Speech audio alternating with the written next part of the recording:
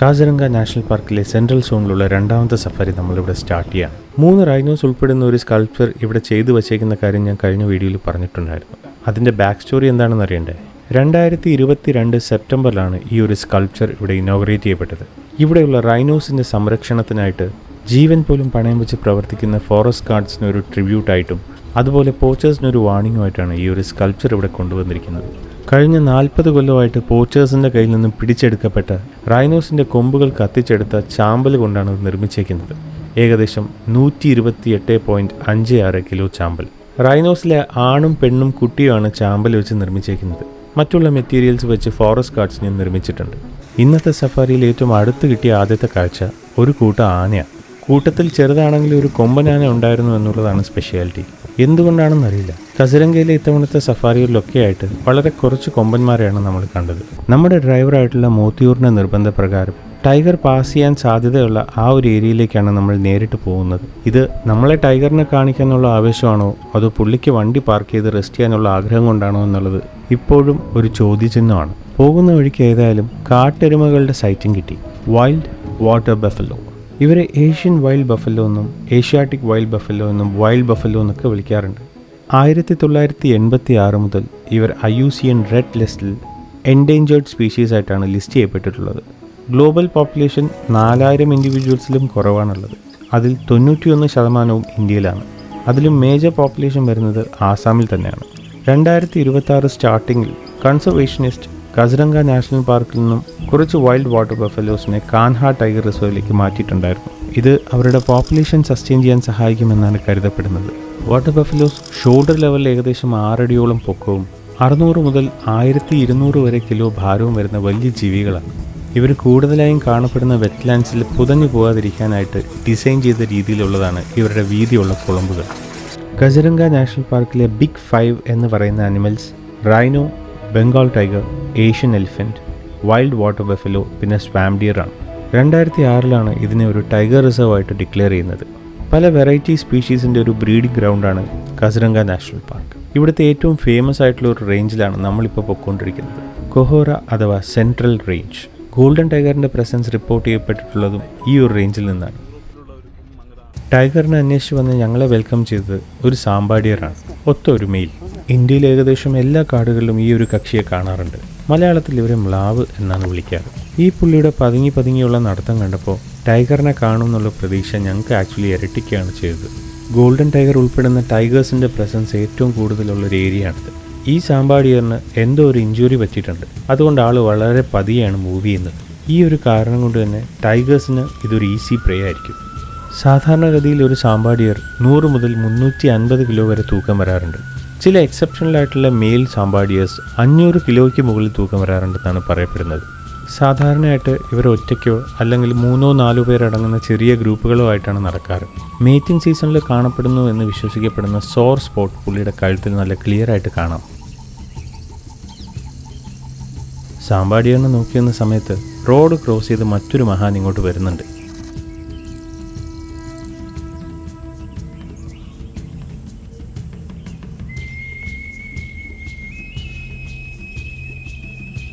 എന്താ കാഴ്ചയല്ലേ!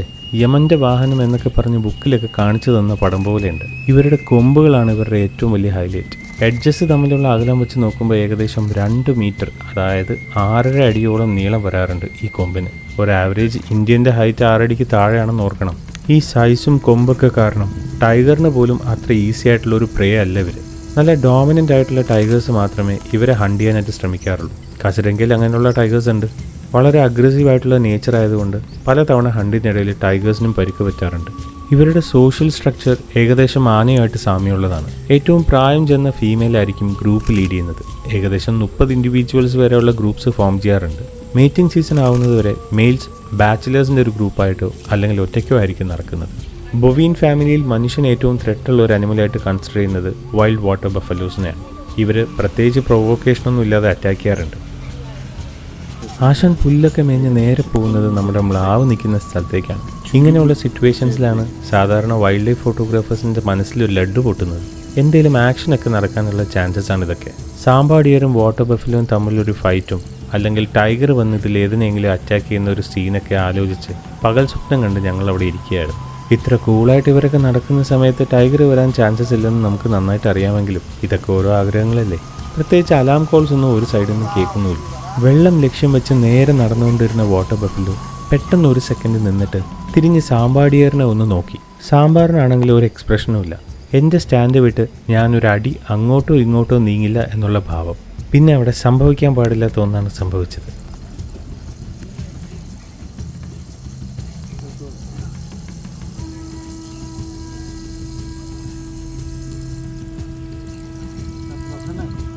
സാമ്പാർ ഡിയറിനോടുള്ള സർവ്വ പ്രതിഷേധവും ഇറക്കി വെച്ച് വാട്ടർ ബഫലോ വീണ്ടും തിരിഞ്ഞൊന്ന് നോക്കി. എതിർവശത്ത് അതേ നിർവികാരനായ സാമ്പാർ ഡിയർ. ഇപ്പോൾ ഫ്രീ സ്പാ സർവീസിനായിട്ട് 2 കൂട്ടുകാരെയും കിട്ടിയിട്ടുണ്ട്.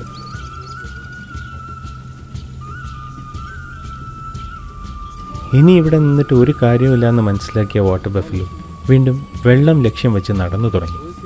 പേര് സജസ്റ്റ് ചെയ്യുന്നത് പോലെ തന്നെ വാട്ടർ ബഫലോസിന് വെള്ളം വളരെയധികം ഇമ്പോർട്ടൻ്റ് ആണ്. ഈ ഒരു കാരണം കൊണ്ട് തന്നെ ഇവരെ കൂടുതലായിട്ടും കാണുന്നത് പുൽമേടുകളിലും ചതുപ്പുകളിലും റിവർ വാലികളിലൊക്കെയാണ്.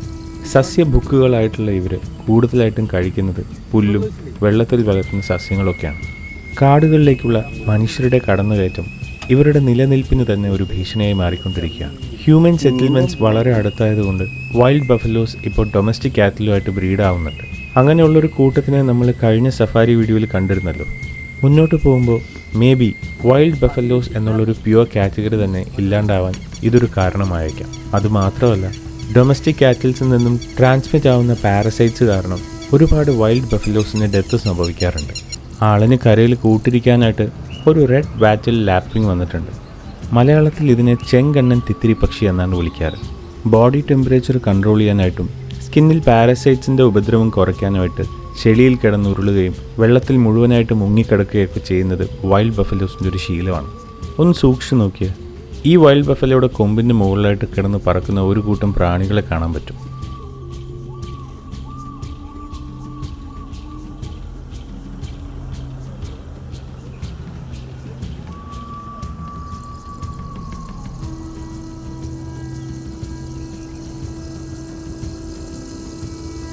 വെള്ളത്തിൽ കിടന്നുള്ള കുളിയൊക്കെ ആയിട്ട് വൈൽഡ് ബഫലോ ഇവിടെ എൻജോയ് ചെയ്യുമ്പോൾ തൊട്ടടുത്തായിട്ടുണ്ടായിരുന്ന മറ്റേ ആളെ നമ്മൾ മറക്കാൻ പാടില്ലല്ലോ.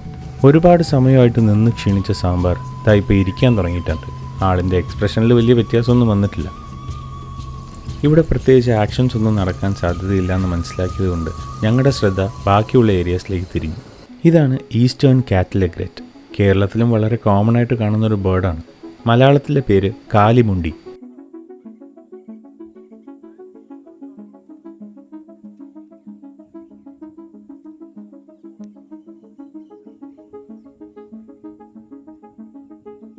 ഇതാണ് സ്വാംപ് ഫ്രാങ്കോലിൻ. നോർത്തേൺ വെറ്റ്ലാൻഡ്സിലും ഹിമാലയൻ ഫുഡ് ഹിൽസിലും മാത്രമാണ് ഇവർ കാണപ്പെടുന്നത്. കേരളത്തിലുള്ളത് ഇവരുടെ ബന്ധുക്കളായിട്ടുള്ള ഗ്രേ ഫ്രാങ്കോലിൻ ആണ്. അവരുടെ മലയാളത്തിലെ പേര് കൗതാരി അല്ലെങ്കിൽ കോഴിക്കാട എന്നൊക്കെയാണ്. ഫെസൻ ഫാമിലിയിൽ പെടുന്ന ഇവർ ഇപ്പോൾ IUCN റെഡ് ലിസ്റ്റിൽ നിയർ ത്രെട്ടൺ സ്റ്റേറ്റസിലാണുള്ളത്. ഇന്ത്യൻ സബ് കോണ്ടിനെൻറ്റിലെ ഏറ്റവും വലിപ്പം കൂടിയ ഫ്രാങ്കോലിൻസ് ആണ് ഇവർ. വെറ്റ്ലാൻഡ്സിലാണ് ഇവരെ കൂടുതലായിട്ടും കണ്ടുവരുന്നത്.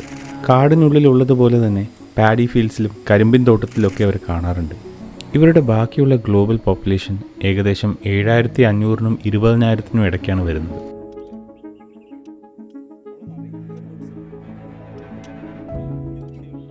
വെറ്റ്ലാൻഡ്സിൽ കോമൺ ആയിട്ട് കാണപ്പെടുന്ന മറ്റൊരു പക്ഷിയാണ് ചേരക്കോഴി എന്ന് വിളിക്കുന്ന ഓറിയന്റൽ ഡാർട്ടർ. ഇവർ മീനുകളെ പിടിക്കുന്നത് മറ്റുള്ള പക്ഷികളെ പോലെയല്ല. നീട്ടിപ്പിടിച്ച കഴുത്തും കുന്തമെന്ന പോലെ കൊക്കും വെച്ച് മീനുകളെ കൊത്തിയെടുക്കാറാണ് പതിവ്. ഇവരുടെ ചിറകുകൾ ഫുള്ളി വാട്ടർ പ്രൂഫ് അല്ലാത്തത് കൊണ്ട് മീൻപിടുത്തമൊക്കെ കഴിഞ്ഞു കഴിഞ്ഞാൽ കരയിലിരുന്ന് ചിറകുണക്കുന്നത് സ്ഥിരമായിട്ട് നമുക്ക് കാണാൻ സാധിക്കുന്നൊരു കാഴ്ചയാണ്.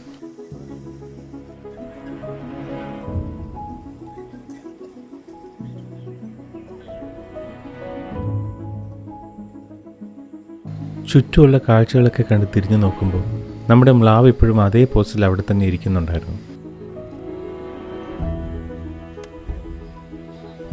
5 മണിക്ക് മുന്നേ സോൺ വിട്ട് പുറത്തു പോകണം എന്നുള്ളതുകൊണ്ട് ടൈഗറിനെ ഇനി കാത്തിരിക്കുന്നില്ല എന്ന് തീരുമാനിച്ച് ഞങ്ങൾ അവിടെ നിന്ന് സ്റ്റാർട്ട് ചെയ്തു. കസരംഗ ഭാഗത്ത് നേരം പെട്ടെന്ന് ഇരുട്ടാറാണ് പതിവ്. 5 മണിയൊക്കെ ആകുമ്പോൾ തന്നെ ഏകദേശം സൺസെറ്റിൻ്റെ ഒരു ഫീല് കിട്ടിത്തുടങ്ങും.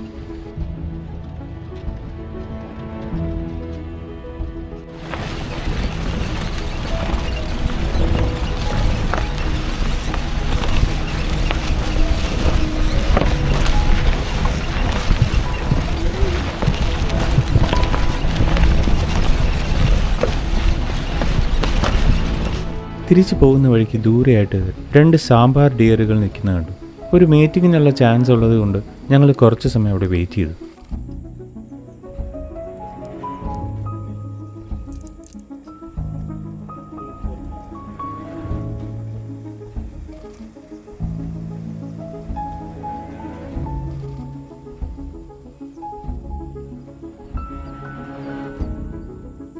കുറച്ച് ആക്ഷൻ ഷോട്ട്സൊക്കെ പ്രതീക്ഷിച്ചിരുന്ന ഞങ്ങളെ നിരാശപ്പെടുത്തിക്കൊണ്ട് 2 പേരും സെപ്പറേറ്റ് ആയിട്ട് നിന്ന് പുല്ല് മേയാൻ തുടങ്ങി.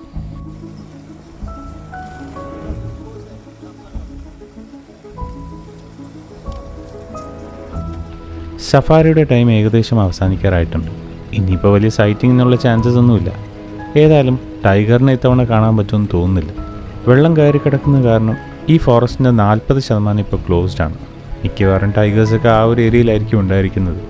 ഏതായാലും അവസാന നിമിഷം വരെ ഞങ്ങൾ പ്രതീക്ഷ കൈവിടാൻ തയ്യാറല്ല. എന്തെങ്കിലുമൊക്കെ സൈറ്റിംഗ് കിട്ടിയാലോ.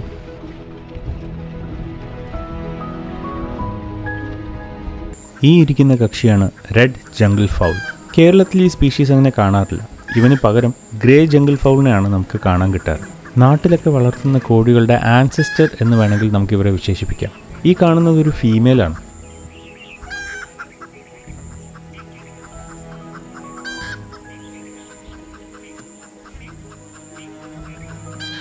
ഈ നടക്കുന്ന പ്രോസസ്സിൻ്റെ പേര് മഡ് ബാത്ത് എന്നാണ്. താഴെ പറ്റിയിരുന്ന് കാലുകൾ കൊണ്ടും ചിറകുകൾ കൊണ്ടും മണ്ണ് തൂവലുകൾക്കിടയിലൊക്കെ ഇങ്ങനെ വാരിയിടുകയാണ്. ദേഹത്തുള്ള ചെറിയ പാരസൈറ്റ്സിനെയും ഇൻസെക്ട്സിനെയൊക്കെ ഒഴിവാക്കാൻ വേണ്ടിയിട്ടാണ് ഈ ഒരു പ്രോസസ്സ് ചെയ്യുന്നത്. ഒരുപാട് പക്ഷികൾ ഇത് പ്രോസസ്സ് ചെയ്യുന്നത് നിങ്ങൾ കണ്ടിട്ടുണ്ടാവാം.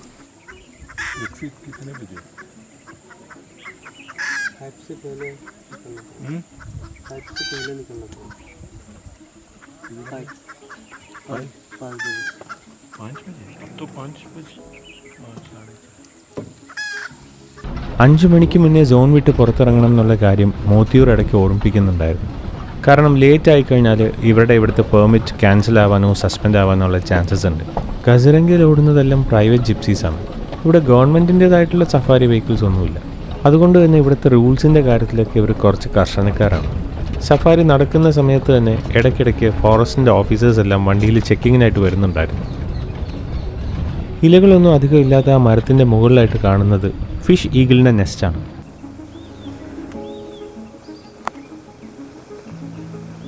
മുമ്പോട്ട് പോകുന്ന സമയത്താണ് നമ്മൾ ഈ വാച്ച് ടവർ കാണുന്നത്. മുമ്പ് ഇവിടെ ഇറങ്ങാനായിട്ട് പെർമിഷൻ ഉണ്ടായിരുന്നു എന്നാണ് മോത്തിയൂർ പറഞ്ഞത്. ഇപ്പം എന്തായാലും ഇത് ക്ലോസ്ഡ് ആണ്. അതുകൊണ്ട് തന്നെ ഇറങ്ങാനായിട്ട് നമുക്ക് പെർമിഷൻ ഇല്ല.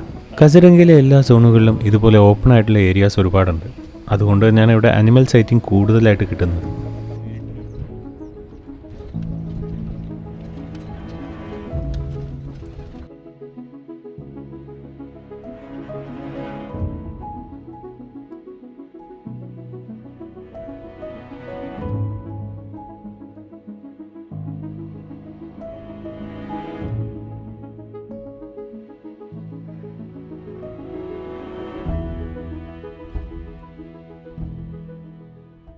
സഫാരി അവസാനിക്കുന്നതിന് മുന്നേ നമുക്ക് ഒരു കാഴ്ചയും കൂടെ കിട്ടി. ഈ കാട്ടിലെ മെയിൻ ആളായിട്ടുള്ള ഇന്ത്യൻ റൈനോസറസ്, ഒറ്റക്കൊമ്പൻ കാണ്ടാമൃഗം. അസിസ്റ്റൻസ് ആയിട്ട് കൂടെ തന്നെ ഒരു കാറ്റലഗ്രെറ്റും ശരീരത്തിൻ്റെ മുകളിലായിട്ടൊരു ഡ്രോങ്കോ ഇരിപ്പുണ്ട്. അടുത്തായിട്ട് തന്നെ ഒരു ചാണകക്കൂമ്പാരം കിടക്കുന്നത് കൊണ്ട് അങ്ങോട്ടേക്കായിരിക്കും പോകുന്നതെന്നാണ് ആദ്യം വിചാരിച്ചത്. ശ്രദ്ധിച്ചു നോക്കുമ്പോൾ അടുത്തുള്ള വാട്ടർ ബോഡിയിൽ 2 റൈനോസ് മുങ്ങിക്കിടപ്പുണ്ടായിരുന്നു. പൊതുവെ റൈനോസ് ഭയങ്കര ടെറിട്ടോറിയലാണ്. അതായത് അവരുടെ ഒരു ടെറിട്ടറിയിലേക്ക് പുറത്തുനിന്ന് ഒരു റൈനോ വന്നു കഴിഞ്ഞാൽ ഇവരെ അറ്റാക്ക് ചെയ്യാൻ ചാൻസസ് ഉണ്ട്. ഒരു വൈൽഡ് ലൈഫ് ഫോട്ടോഗ്രാഫർ എന്നുള്ള നിലയ്ക്ക് മനസ്സിൽ വീണ്ടും ഒരു ലഡു പൊട്ടി.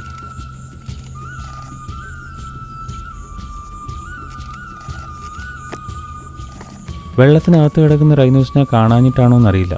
പുള്ളി ഇപ്പോഴും നല്ല കാമായിട്ട് നിന്ന് പുല്ലൊക്കെ മേഞ്ഞ് നടക്കുകയാണ്. അസിസ്റ്റൻറ്റുകളുടെ എണ്ണവും കൂടി വരുന്നുണ്ട്. താഴെ നടക്കുന്ന എഗ്രച്ച് ചെയ്യുന്ന എന്താണെന്ന് മനസ്സിലായി. പക്ഷേ ഈ പുറത്ത് കയറിയിരിക്കുന്ന ബ്ലാക്ക് ഡ്രോങ്കോ എന്താണ് ചെയ്യുന്നതെന്ന് മനസ്സിലാവുന്നില്ല. ഒരു ഫ്രീ സവാരിയാണോ ഉദ്ദേശിക്കുന്നത്?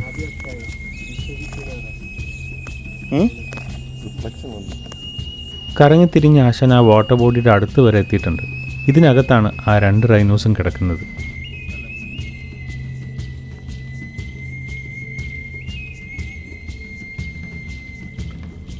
ആശാൻ അവരെ കണ്ടിട്ടുണ്ട്. ഇന്നിവിടെ എന്തെങ്കിലും നടക്കാൻ ചാൻസ് ഉണ്ട്.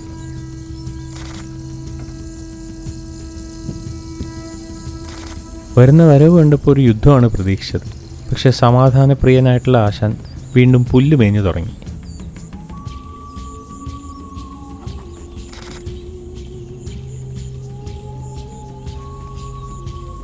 ഇതാ ഇപ്പോൾ കാട്ടിൽ നിന്ന് 4ാമതൊരു റൈനോയും കൂടെ ഇറങ്ങി വന്നിട്ടുണ്ട്. ഒറ്റ ഫ്രെയിമിൽ 4 റൈനോസ്. അവസാനം വന്ന റൈനോ ഇവിടെ നിൽക്കുന്നവരെക്കാട്ടിലൊക്കെ ഒരുപാട് സൈസിൽ വലുതാണ്. പുള്ളിയും പക്ഷേ അറ്റാക്കിംഗ് മൂഡിലൊന്നുമല്ല. പുല്ലൊക്കെ മേഞ്ഞ് വയറ് നിറച്ചിട്ട് നേരെ വെള്ളത്തിൽ വന്ന് കിടക്കാനുള്ള പ്ലാനാണെന്ന് തോന്നുന്നു. റൈനോസിൻ്റെ റൂട്ടീൻ്റെ ഒരു ഭാഗമാണ് ഇങ്ങനെ വെള്ളത്തിൽ വന്ന് കിടക്കുന്നത്. അത് ടെമ്പറേച്ചർ കൺട്രോൾ ചെയ്യാനും അതുപോലെ പാരസൈറ്റ്സിനെയൊക്കെ ഒഴിവാക്കാനാണ്. ഒരു തരം സ്കിൻ കെയർ എന്ന് വേണമെങ്കിൽ പറയാം. നേരത്തെ പറഞ്ഞതുപോലെ ആശാന്ത ഇപ്പോൾ വെള്ളത്തിലേക്ക് ഡൈവ് അടിക്കും.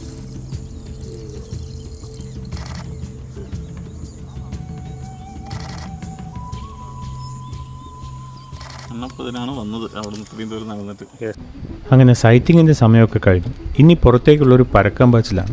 5 മണിയോട് അടുക്കുന്ന സമയത്ത് ഈ സോണിൽ മുഴുവൻ നിൽക്കുന്ന ജിപ്സികളും ഒരേ സമയം പുറത്തേക്കൊരു കുതിക്കലാണ്. ഒരു തരം റേസ് എന്ന് വേണമെങ്കിൽ പറയാം.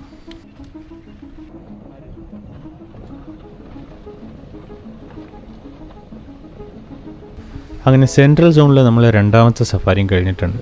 നാളെ നമ്മൾ പുതിയൊരു സോണിലേക്കാണ് പോകുന്നത്. വെസ്റ്റേൺ റേഞ്ച് എന്ന് വിളിക്കുന്ന ബഗോരി. വെസ്റ്റേൺ റേഞ്ചിനെ പറ്റിയുള്ള കൂടുതൽ വിശേഷങ്ങൾ നമുക്ക് അടുത്ത വീഡിയോയിൽ കാണാം. അപ്പോൾ ഇന്നത്തെ ഈ ഒരു വീഡിയോ നിങ്ങൾക്ക് ഇഷ്ടപ്പെട്ടിട്ടുണ്ടെങ്കിൽ ലൈക്ക് ചെയ്യാനും ഷെയർ ചെയ്യാനും അതുപോലെ ചാനൽ സബ്സ്ക്രൈബ് ചെയ്യാനൊന്നും മറക്കില്ല എന്ന് വിചാരിക്കുന്നു. ഇനി വരുന്ന മാസങ്ങളിലേക്ക് കസിരംഗ ഉൾപ്പെടെയുള്ള വൈൽഡ് ലൈഫ് ട്രിപ്സ് നമ്മൾ ഓർഗനൈസ് ചെയ്യുന്നുണ്ട്. ആർക്കെങ്കിലും ജോയിൻ ചെയ്യാൻ താല്പര്യമുണ്ടെങ്കിൽ ഞാൻ ഡിസ്ക്രിപ്ഷനിൽ എൻ്റെ വാട്സപ്പ് നമ്പർ കൊടുത്തേക്കാം. എനിക്കൊരു മെസ്സേജ് ഇട്ടാൽ മതി. കസിരംഗയിലേക്ക് ഇനി എന്തായാലും അടുത്ത ഫെബ്രുവരിയിലായിരിക്കും ട്രിപ്പ് വരുന്നത്. ബിക്കോസ് ഫെബ്രുവരിയാണ് ഇവിടെ സൈറ്റിങ്ങിന് ഏറ്റവും ബെസ്റ്റ് സീസൺ എന്നാണ് അറിയാൻ കഴിഞ്ഞത്. ഏതായാലും മെയ് മിഡ് മുതൽ ഒരു 4 മാസത്തേക്ക് കസിരംഗ ക്ലോസ്ഡ് ആയിരിക്കും. കാരണം ഇത് ബ്രഹ്മപുത്ര റിവറിൻ്റെ ഫ്ലഡ് റീജിയനാണ്. അതുകൊണ്ട് തന്നെ മഴ സമയത്ത് ഈ കാട് മുഴുവൻ വെള്ളത്തിനടിയിലായിരിക്കും. നിങ്ങളെല്ലാം പലപ്പോഴും സോഷ്യൽ മീഡിയയിലൊക്കെ കണ്ടിട്ടുണ്ടാവും കാണ്ടാമൃഗങ്ങളെല്ലാം റോഡിലൂടെ ഇറങ്ങി നടക്കുന്ന കാഴ്ച. അത് ഈ ഫ്ലഡിൻ്റെ സമയത്ത് അവർ സേഫ്റ്റിക്ക് വേണ്ടിയിട്ട് അപ്ഹിൽ ഏരിയാസിലേക്ക് മൂവ് ചെയ്യുമ്പോൾ കിട്ടുന്ന വിഷ്വൽസാണ്. ആ സമയത്ത് ഇവിടുത്തെ ഹൈവേയിൽ എപ്പോഴും കാണ്ടാമൃഗത്തിൻ്റെ പ്രസൻസ് ഉണ്ടാവാറുണ്ട്. കാടിന് നടുവിലൂടെ റോഡുണ്ടാക്കി വെച്ചിട്ട് മൃഗങ്ങളെല്ലാം റോഡിലിറങ്ങി എന്ന് പറയുന്ന വിചിത്രമായിട്ടുള്ള സ്വഭാവം ഉണ്ടല്ലോ പണ്ടേ മനുഷ്യർക്ക്. ആ സമയത്ത് ഇവിടെ നടക്കുന്ന ആക്സിഡൻറ്റ്സിൽ ഒരുപാട് അനിമൽസ് ചത്തുപോകാറുണ്ട്. നാടല്ല കാടാണ് ആദ്യം ഉണ്ടായതെന്നുള്ള സത്യം പലപ്പോഴും നമ്മൾ മറന്നു പോകാറുണ്ട്. Anyways, see you soon with the next one. Stay tuned. Until then, adios amigos.